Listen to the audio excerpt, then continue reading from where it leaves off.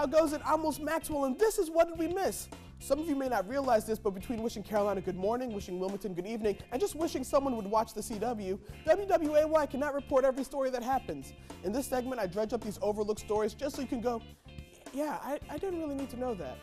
This Thanksgiving, everyone who watched the Lions-Viking game was treated to a passionate rendition of the Star-Spangled Banner from the world's most impressive human and the sole reason you know how to spell respect, Aretha Franklin.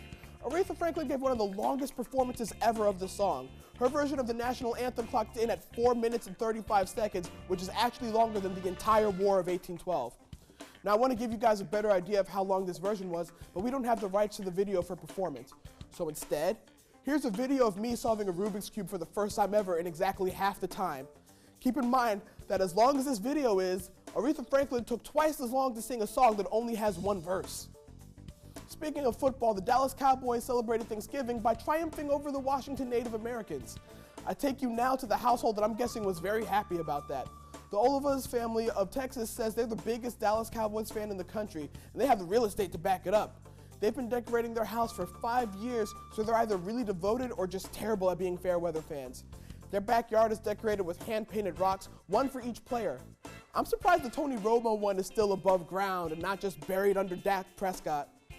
There's also a wishing well, and seeing as how the Cowboys are 10-1 after being 4-12 last year, I'm guessing it's the world's only effective wishing well. The Olivas say if you show up to their house on game day and you're not rooting for the Cowboys, you have to watch from the porch. Who's going to their place to root against the Cowboys? These people just messed up their resale value and you're trying to make them feel bad about that? We'll stay in Dallas for this next story where an unlikely retail franchise has become a huge success. Meet businessman and recently come to life elf on a shelf, Jeremy Turner. Turner has had a lot of success selling ugly Christmas sweaters. You can buy them for yourselves or as punishment gifts for your family. Turner has now opened 3 stores across Texas. Who knew the same state that has the world's largest cow statue, pecan, and cowboy boots would be so predisposed towards extravagance? These Christmas sweaters are so festive, even Santa's like, look, this holiday's not that big a deal. Need help getting your child to behave? Try this new Santa's Watching app.